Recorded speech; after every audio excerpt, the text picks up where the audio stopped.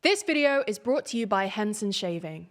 Last week, England's largest water company, Thames Water, launched a race to secure a £3 billion lifeline, warning it could run out of cash as early as December.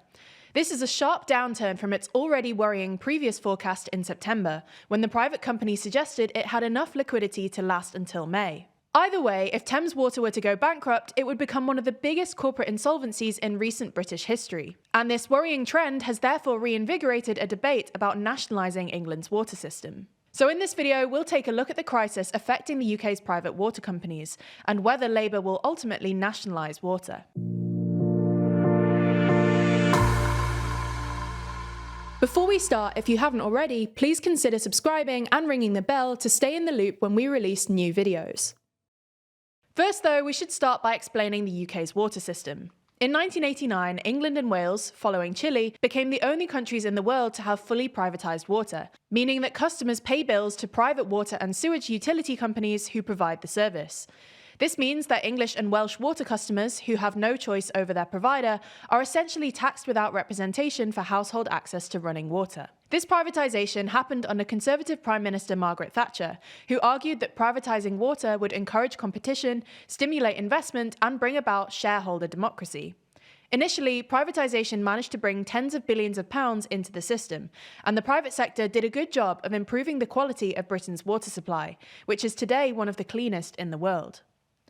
However, the idea of private sector competition was inherently flawed, as utility companies immediately had a monopoly over their regional markets. Since 1930, England's water management had been organised into publicly owned regional water authorities that were based on river catchments.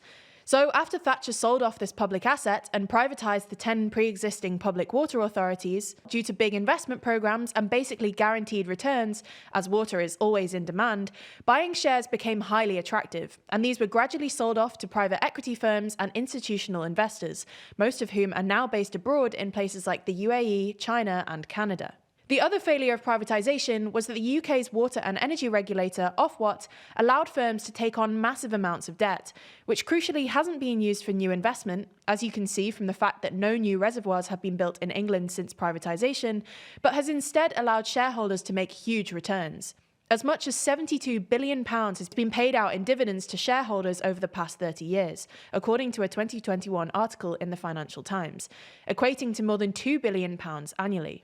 Now, this brings us on to Thames Water. It's hard to overstate the size of the storm that's currently engulfing Thames Water, which has 16 million customers across London and the South East, meaning that roughly 1 in 4 people in the UK rely on it for their water supply. The company has been teetering on the brink of insolvency for the past couple of years now, and now requires a £3 billion bailout. For context, Thames Water's financial crisis began after it was bought by an Australian conglomerate called Macquarie in 2006, under whose management Thames Water's debt burden nearly quintupled from less than £3 billion to more than £14 billion in 2022. Thames Water has also made headlines around the world for its illegal waste dumping, which has seen it pump billions of litres of raw sewage into England's rivers, threatening biodiversity and human health. But actually, Thames Water is not unique in these sewage discharges, and is one of several water companies facing massive fines. Anyway, to address its finances and to buy itself time for restructuring, the company announced last week that it was seeking a liquidity bridge of £1.5 billion from investors to, quote, stabilise the business by October 2025. On top of this, the package, which still needs final approval, would see creditors release a further £1.5 billion to the company if it appeals to the UK's Competition and Markets Authority over Ofwat's upcoming decision on how much to cap water companies' ability to increase bills, effectively trying to pressure the regulator into allowing yet more consumer price hikes. New figures published last week showed water companies have asked to put up bills by even more than they originally requested, which would see the average bill in England and Wales grow by 40% by 2030, rising to £615 per year. Another important thing to note is that the proposals will involve Thames Water paying back interest at an above-market rate of 9.75% a year, as well as extra fees for keeping the line of credit open, which will ultimately give investors an even bigger return. The plans will also further balloon Thames Water's debt pile to a total of £17.9 billion by March next year, according to its chief financial officer, and the entire funding process could take up to a year.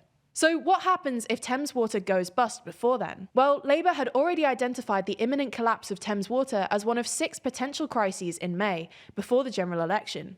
If the company fails to raise enough money and becomes insolvent, Labour could place it into a form of temporary nationalisation, known as the Special Administration Regime, or SAR, which could in turn have a knock-on effect on other water companies, as the entire sector is overburdened with debt, and water bills just keep going up.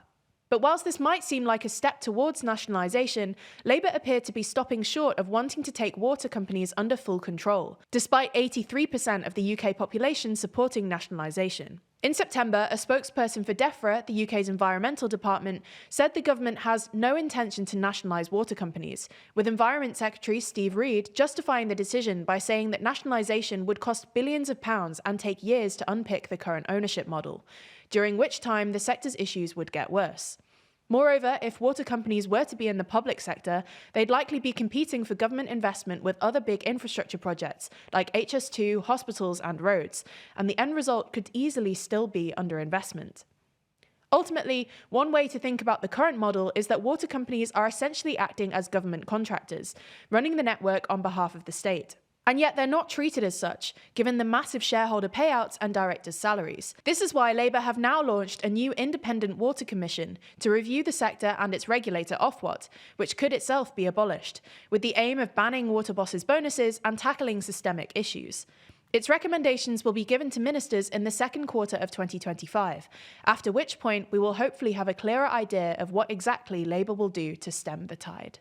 Whether you're a Thames Water customer or not, you can spruce up your bathroom with a Henson razor. If you're sick of the gimmicks that other shaving brands use, the subscriptions, moisturizing strips, lasers, whatever, then you'll want to check out Henson. Because, and here's the dirty secret about the razor industry, even the cheapest dollar store disposable razor will likely give you a reasonably good shave. The challenge is the impact they'll have on your skin. So to protect your skin while shaving, you need to actually support the blade properly. And Henson can provide that quality shave, even with cheap blades, thanks to the Henson razor, which they produce at their aerospace machine shop, which has also produced parts for the ISS, and which perfectly holds blades at a 30-degree angle, and extends them only 0.0013 inches, less than the width of a human hair. In classic TLDR style, that's important for 3 reasons. Firstly, it's way cheaper. Those fancy blade cartridges aren't necessarily designed to provide a better experience for shaving. They're about jacking up prices.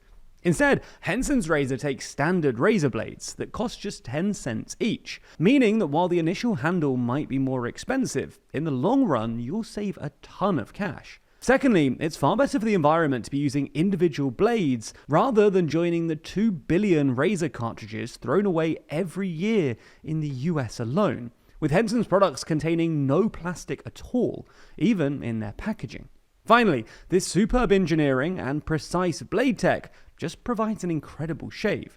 If you want to try it out, click the link in the description, then add a razor and 100 blades to your cart. Once you've done that, use our discount code TLDR at checkout, and you'll get all of those blades totally free.